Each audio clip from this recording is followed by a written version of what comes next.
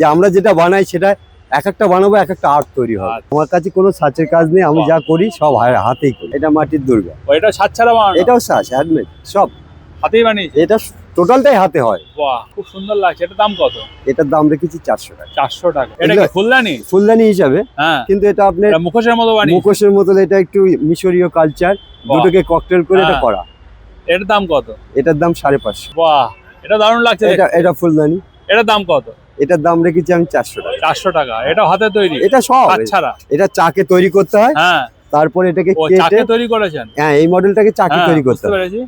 তারপরে এটা থেকে হাত, এটা এগুলো আচ্ছা, মুখ চোখ কেটেছেন ওগুলোকে? এগুলো কাটার আর পরে আপনি হুইলের কাজ জানেন? হুইলের কাজ করে। বাহ, এই মুখোশগুলো কত করে নিচ্ছেন? এটা 250 টাকা জোড়া। 250 টাকা জোড়া।